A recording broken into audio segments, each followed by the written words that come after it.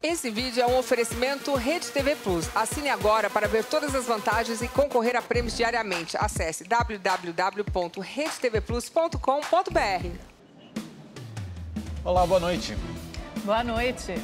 No segundo dia de funcionamento, depois de 5 meses de paralisação devido à pandemia, os postos do INSS seguem com filas e gerando muitas reclamações. As perícias médicas estão suspensas em todo o país.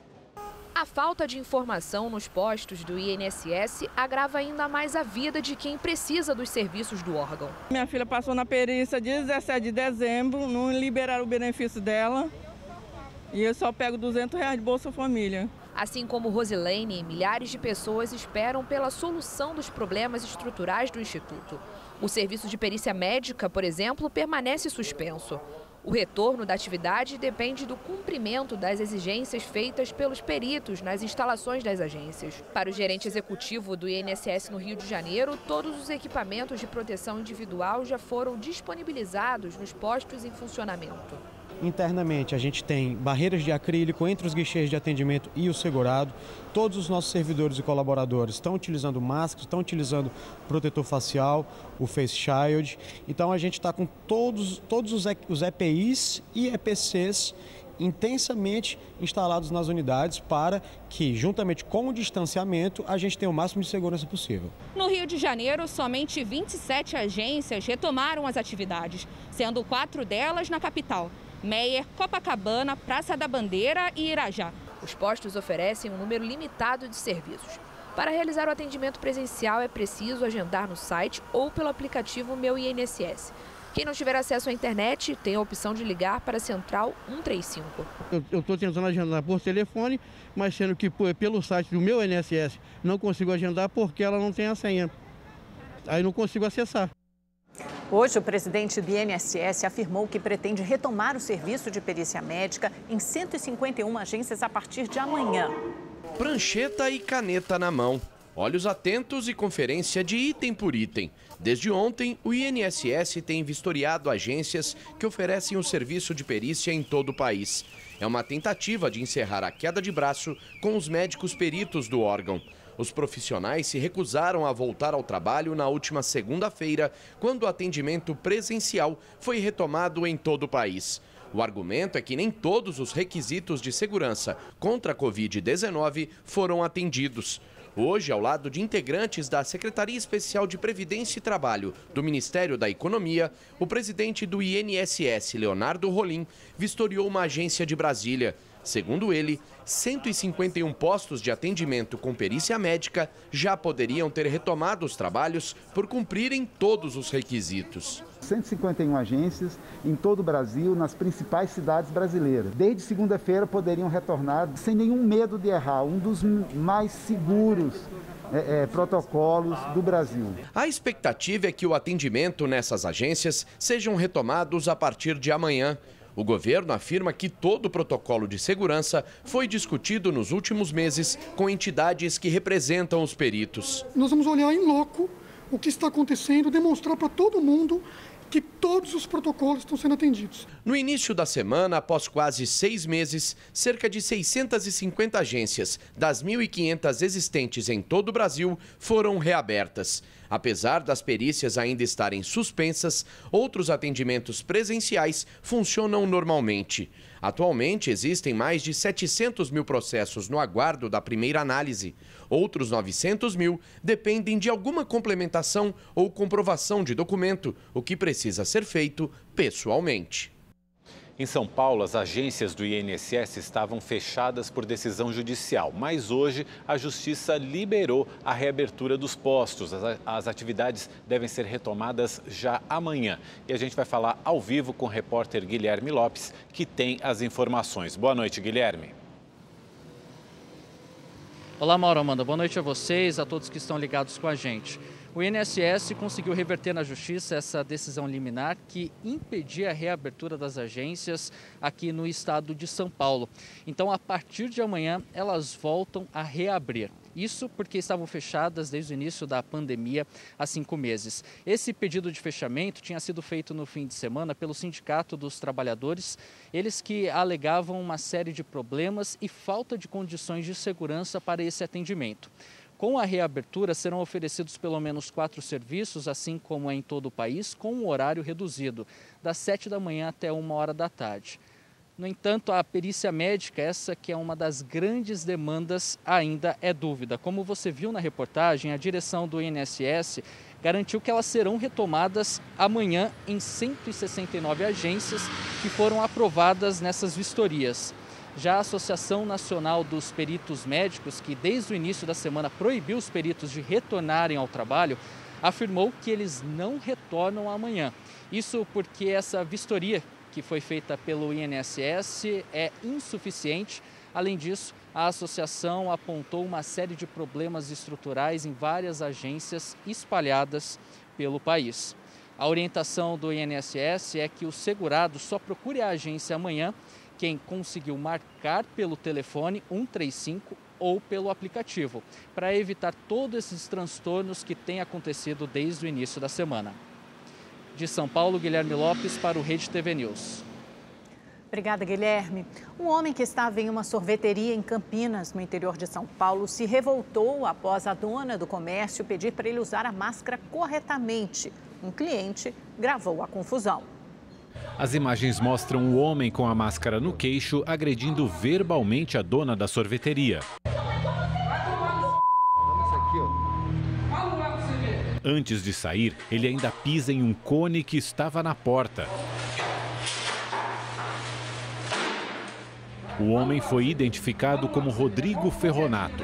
De acordo com testemunhas, a confusão começou após a dona do estabelecimento pedir que ele colocasse a máscara corretamente. Segundo a Secretaria de Segurança Pública, um inquérito de descumprimento de medida sanitária foi aberto e o caso será investigado. Uma operação da Polícia Federal, da CGU e Ministérios Públicos Federal e Estadual de Pernambuco investiga contratos fraudulentos nas secretarias de saúde do Recife e de Jaboatão dos Guararapes. Policiais federais cumpriram 21 mandados de busca e apreensão no Recife, Jaboatão dos Guararapes e Paulista, na região metropolitana. Entre os locais de buscas estão as secretarias de saúde do Recife e de Jaboatão e as casas dos secretários dessas pastas. O empresário Paulo Magnus foi preso temporariamente. Na residência dele foram apreendidos 3 carros de luxo. A operação investiga fraudes em contratos com uma organização social de saúde que administra hospitais de campanha montados pelas prefeituras do Recife e de Jaboatão. Os contratos com dispensa de licitação somam 57 milhões de reais, com recursos do Ministério da Saúde. A polícia identificou também que o presidente dessa organização seria, na verdade, um funcionário de uma empresa de transporte contratado como laranja pelo empresário Paulo Magnus, preso hoje. Os crimes atribuídos a ele são os que eu falei anteriormente, que é fraude aí no direcionamento do processo de dispensa de licitação, associação criminosa, lavagem de capitais, e estamos averiguando a parte da corrupção. A Prefeitura do Recife informou que todos os processos relativos à pandemia são enviados por iniciativa própria aos órgãos de controle.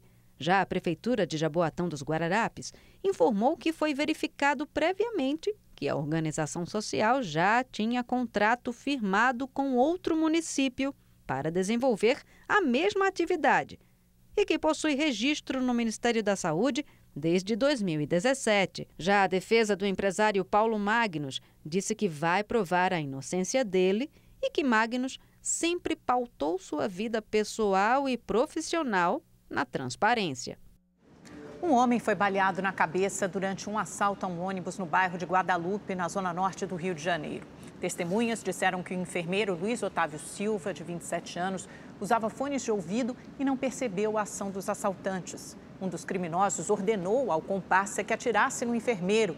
Os 2 bandidos ainda pegaram o telefone do enfermeiro antes de fugir. Luiz Otávio chegou lúcido ao hospital, mas segundo a Secretaria Estadual de Saúde, o estado dele é grave. 15 policiais foram presos numa operação do Ministério Público no Ceará. Eles são suspeitos de extorquir traficantes do estado. A Operação Gênesis, deflagrada na manhã de hoje, cumpriu 17 mandados de busca e apreensão e 15 de prisão em Fortaleza e em Maracanaú, região metropolitana. Entre os presos estão 9 policiais militares e 2 policiais civis. Um policial civil aposentado, apontado como líder da organização criminosa, também foi preso. Segundo o Ministério Público, os policiais usavam informações privilegiadas da segurança pública para identificar e extorquir traficantes.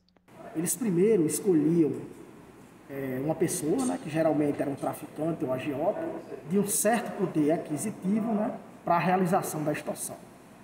Nesse levantamento, era utilizado muitas vezes o sistema da polícia, onde se verificava aí antecedentes criminais, se a pessoa possuía bens, carro, imóveis. Os policiais chegavam a cobrar R$10 mil de cada traficante. Além da extorsão, o MP investiga a prática de lavagem de dinheiro pela organização.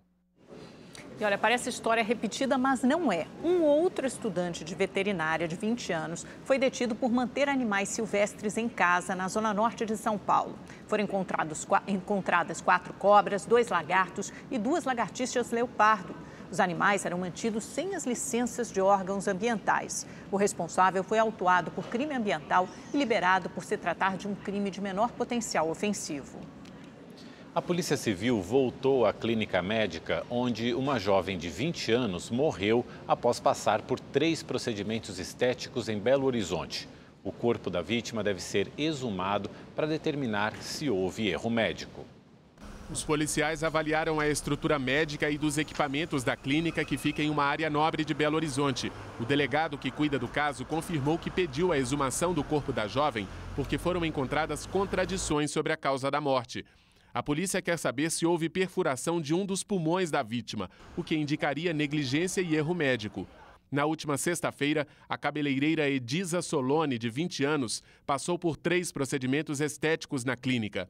Poucas horas depois, ela começou a sentir falta de ar, chegou a ser levada ao pronto-socorro, mas não resistiu.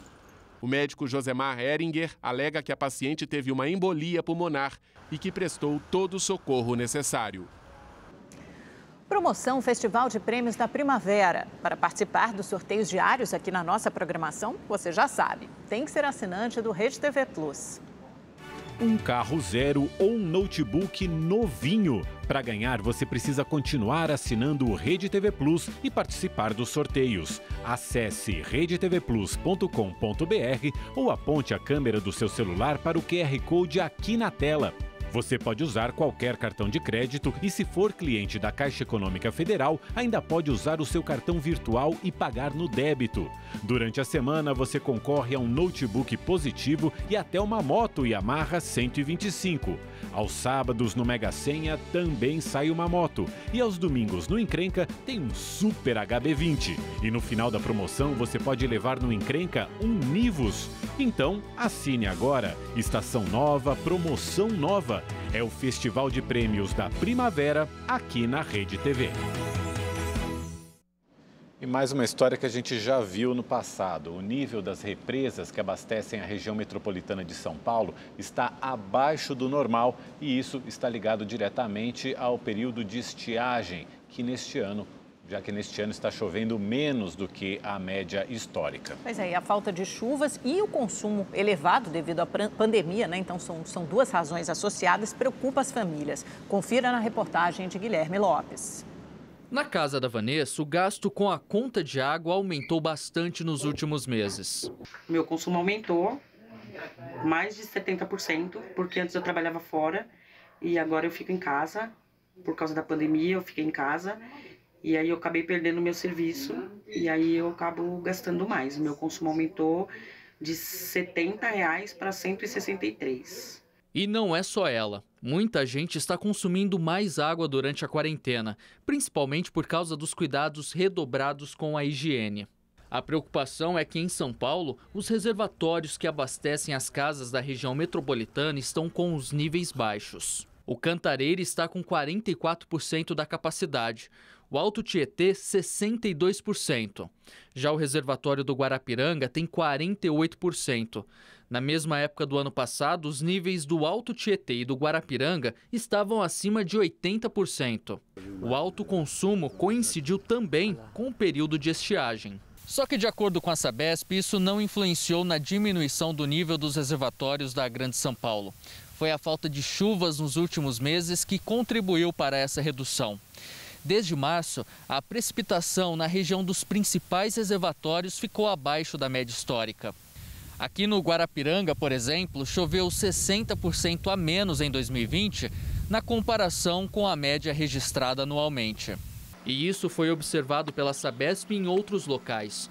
No Cantareira, as chuvas diminuíram 59% de março a julho. Já no Alto Tietê foi pior. Choveu 63% a menos que em outros anos. A gente percebeu que desde o mês de março as chuvas diminuíram bastante. Nós temos níveis de chuvas muito próximos ao que ocorreram em 2018 e em 2014, que foi o ano da crise hídrica. E essa condição realmente fez com que os nossos reservatórios, que estavam no nível muito bom em final de março, caminhassem para uma queda agora quando a gente chega no mês de setembro. Mesmo assim, a orientação continua sendo a mesma.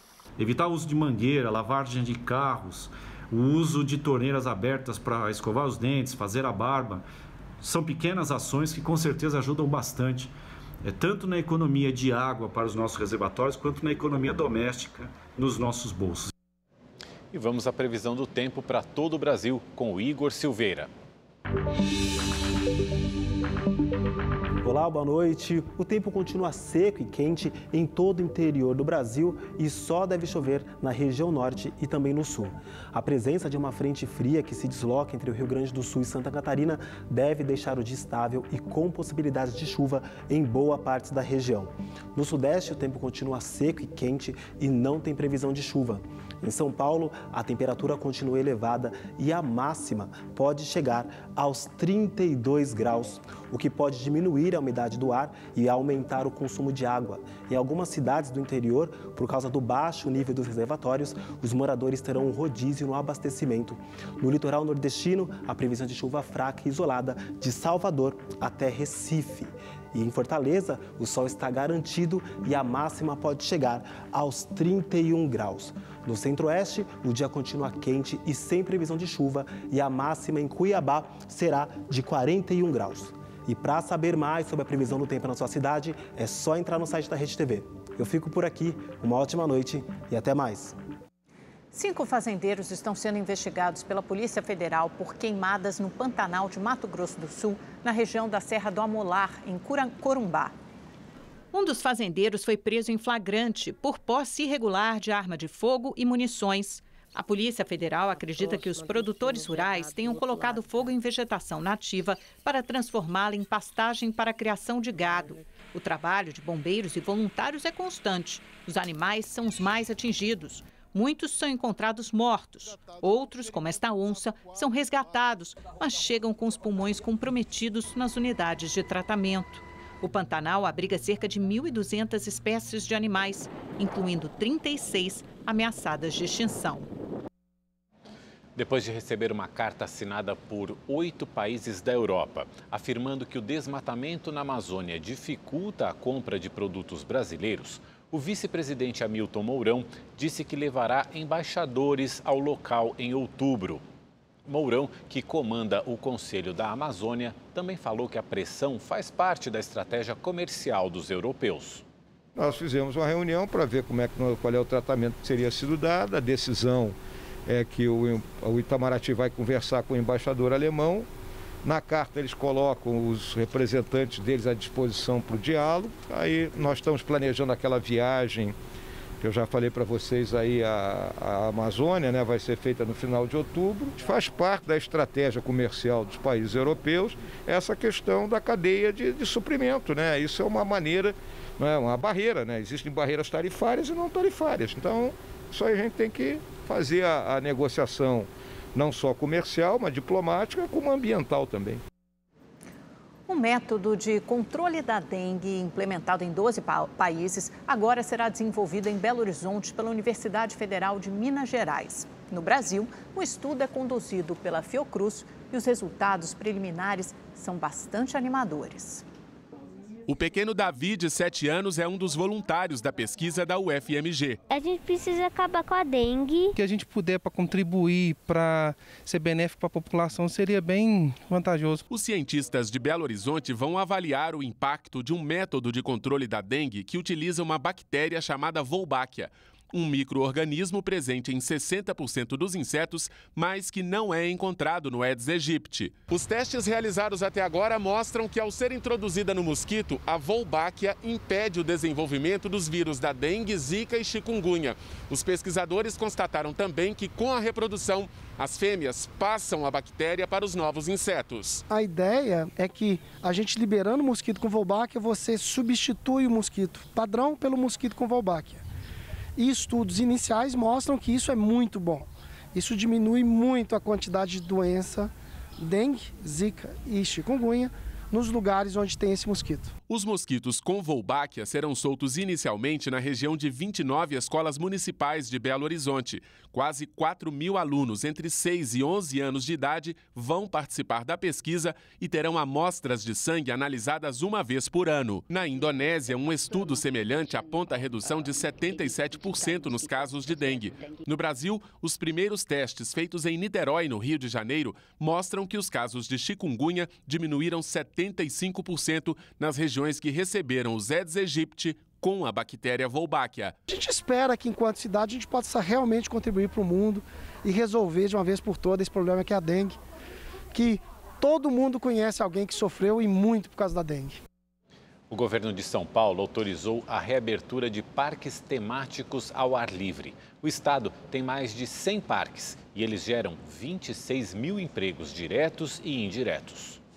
No início da coletiva, o governador João Dória cumprimentou a decisão do presidente Jair Bolsonaro de efetivar Eduardo Pazuello como ministro da Saúde. Eu tenho dito e repetido aqui que Eduardo Pazuello tem sido correto com a saúde em São Paulo, pelas informações que tenho dos governadores com quem compartilho informações diariamente, tem sido correto também com outros estados. Com a diminuição do número de casos de Covid-19, os parques temáticos ao ar livre foram liberados para retomar as atividades no próximo dia 23. Funcionando 8 horas por dia, com 40% da capacidade, protocolos de segurança e venda antecipada de ingressos. Substitui a viagem ao exterior, substitui a viagem interna, até que as coisas se normalizem no mundo. Dá-se uma opção de descentralização do turismo dentro do Estado de São Paulo, mediante esta vocação do Estado para parques temáticos organizados. O Estado também iniciou o cadastramento de artistas que poderão ser beneficiados com o auxílio emergencial de R$ 3.000. O governo do Estado de São Paulo já teve seu plano de ação aprovado pelo Ministério do Turismo e recebeu 264 milhões do governo federal. O governo de São Paulo vai utilizar 189 milhões para beneficiar cerca de 63 mil profissionais da cultura em São Paulo, com R$ 3.000 cada um, e destinará 75 milhões para editais culturais. Também foi feito o lançamento do programa AgroLegal, que une as secretarias de Agricultura e Meio Ambiente. São Paulo é o principal produtor mundial de etanol e laranja. A meta do programa é atingir 800 mil hectares de mata nativa dentro dos próximos 20 anos. Esta área é maior do que a área do Distrito Federal, a capital do país. Com isso, a cobertura vegetal nativa no estado, que hoje está em 23%, vai aumentar mais 3%, chegando a 26%. Após completar 4 meses como ministro interino da Saúde, o general Eduardo Pazuello foi efetivado no cargo. Pazuello assumiu a cadeira de ministro da Saúde provisoriamente no dia 15 de maio, depois que Luiz Henrique Mandetta e Nelson Teich passaram pelo cargo e pediram demissão por causa de desentendimentos com o presidente Jair Bolsonaro. Desde então, Pazuello coordenou a estratégia de combate ao coronavírus, mesmo sendo ministro interino. Hoje ele tomou posse definitivamente no cargo. Durante a cerimônia, Bolsonaro relembrou os enfrentamentos com os ministros anteriores e, com uma caixa de hidroxicloroquina na mão, mais uma vez defendeu o uso da medicação. Eu aceito, mesmo não sendo médico, qualquer crítica a ela, mas por parte das pessoas que possam apresentar uma alternativa para a mesma. Hoje, estudos já demonstram que por volta de 30% das mortes poderiam ser evitadas caso, de forma precoce, fosse ministrado a hidroxicloroquina. A decisão não foi da minha cabeça. Resolvi apostar como se fosse um jogador. Acredito que nós ousamos. Particularmente, comecei a defender a hidroxicloroquina, calcado também nas experiências de médicos pelo Brasil que apostavam nela e tinham uma resposta através da sua observação. Pazuello foi uma escolha pessoal de Bolsonaro com o intuito de ter mais controle sobre as políticas adotadas pelo Ministério da Saúde no combate ao coronavírus. Tanto que uma das primeiras medidas tomadas pelo general foi justamente atender a um pedido do presidente e alterar o protocolo de uso da hidroxicloroquina, permitindo que os médicos receitassem a medicação assim que os pacientes apresentassem os primeiros sintomas. General desde 2014, Pazuello foi responsável pela coordenação da tropa durante as Olimpíadas de 2016, por missões na Tríplice Fronteira e pela Operação Acolhida, que abrigou refugiados da Venezuela. Ao tomar posse, o general defendeu as mudanças de protocolo para tratamento do coronavírus. Nós vimos que não era o melhor remédio. O fique em casa, esperando falta de ar. O aprendizado ao longo da pandemia nos mostrou que quanto mais cedo atendermos os pacientes, melhores são suas chances de recuperação.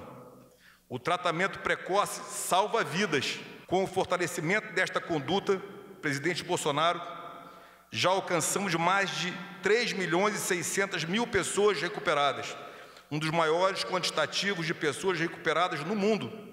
Apesar da Constituição prever que militares que ocupam cargos no governo devem deixar as Forças Armadas, Pazuello ainda não definiu se vai para a reserva. A reserva é uma possibilidade, não é uma obrigação.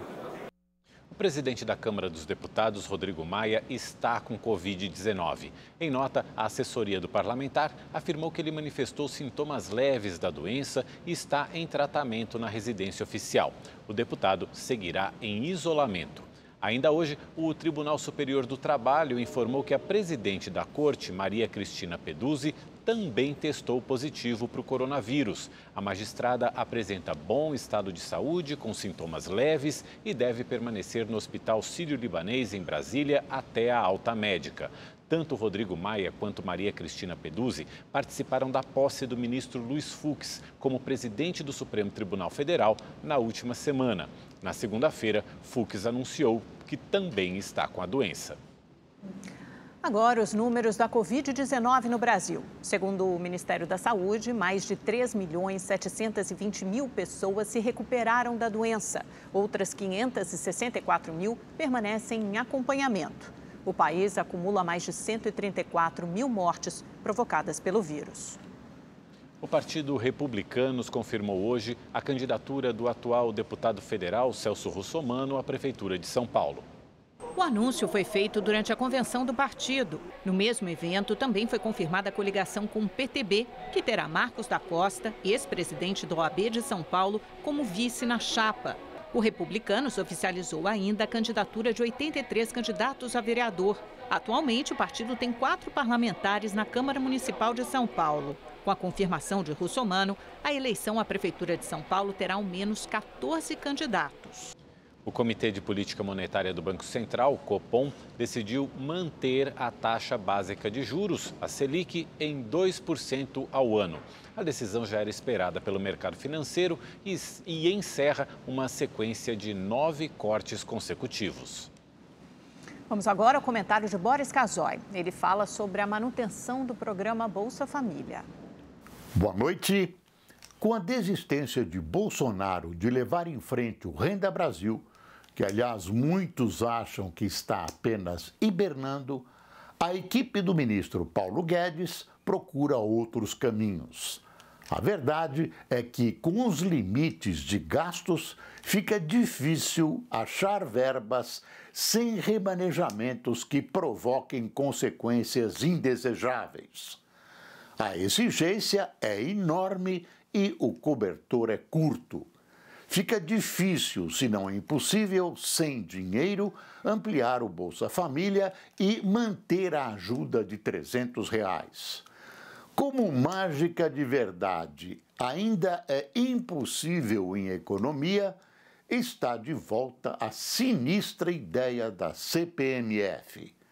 É bom lembrar que não ressuscitar esse imposto é promessa de campanha de Bolsonaro e que, simplesmente por ter cogitado em recriá-la, o secretário da Receita, Marco Sintra, foi sumariamente demitido pelo presidente. A CPMF é um imposto perverso que prejudica em muito a economia do país. É um tributo em cascata que, no fim da linha, acaba desabando sobre os mais pobres. É fácil de arrecadar, uma tentação para a voracidade arrecadatória imediata de qualquer governo, mas extremamente danosa para a economia e a população do país. É uma ideia que precisa ser urgentemente enterrada. O Ministério Público do Paraná cumpriu na manhã de hoje, em Maringá, um mandado de busca e apreensão no escritório do deputado federal Ricardo Barros, do Progressistas. A investigação apura os crimes de lavagem de dinheiro e corrupção para facilitar negócio no ramo de energia eólica e foi iniciada a partir da remessa de peças por parte do Supremo Tribunal Federal em novembro de 2019, decorrentes de colaboração premiada feita no âmbito da Operação Lava Jato. A apuração refere-se a fatos ocorridos entre o final de 2011 e o ano de 2014. Além do escritório do deputado, também foram cumpridos mandados de busca e apreensão em outros 7 alvos, em Curitiba, Paysandu e São Paulo. Ricardo Barros é líder do governo Bolsonaro na Câmara e ex-ministro da Saúde de Michel Temer. Por meio de nota, o deputado federal Ricardo Barros informou que está tranquilo e em total colaboração com as investigações. O ex-governador do Rio de Janeiro, Sérgio Cabral, foi denunciado mais uma vez por corrupção. O repórter Tony Vendramini tem as informações. O Ministério Público Federal denunciou o ex-governador Sérgio Cabral, o operador financeiro Luiz Carlos Bezerra e o empresário Maciste Granha de Melo Filho por corrupção ativa e passiva. Maciste, que é dono da construtora Macadame, também foi denunciado por organização criminosa. Segundo o MPF, os registros contábeis apreendidos com Bezerra na Operação Calicut comprovam que Maciste pagou pelo menos R$ 550 mil à organização criminosa instalada no governo do estado. Foram pelo menos 8 pagamentos em valores que variavam entre R$ 25 e R$ 100 mil. Os valores eram pagos em espécie. A Macadame tinha contratos com o Departamento de Estradas e Rodagens para a realização de obras. Por apenas um dos contratos, para os serviços na RJ 125, que liga a rodovia Presidente Dutra a Japeri, na Baixada Fluminense, a empresa arrecadou R$ 118 milhões. Sérgio Cabral já foi condenado em 14 ações da Lava Jato. As penas somadas ultrapassam os 280 anos de prisão. Do Rio de Janeiro, Tony Vendramini para o Rede TV News. E no Facebook da Rede TV, você acompanha o nosso programa exclusivo no Facebook Watch. O Stories do Dia traz vídeos com conteúdo atual e de interesse do internauta. A deputada federal Flor de Lis, do PSD, entregou hoje à Corregedoria da Câmara dos Deputados a defesa no processo que pode levar à cassação do mandato dela. A defesa foi feita por escrito e entregue pelos advogados da deputada. Flor de Lis foi notificada há uma semana e o prazo para apresentar o documento acabava hoje. A deputada e os filhos são réus em um processo que apura o assassinato do marido dela, o pastor Anderson do Carmo. Ela é acusada de ser a mandante do crime. Flor de Lis nega o envolvimento na morte. Rede TV News termina aqui. Uma excelente noite para você. Até amanhã. Obrigado pela companhia, uma ótima noite e até amanhã.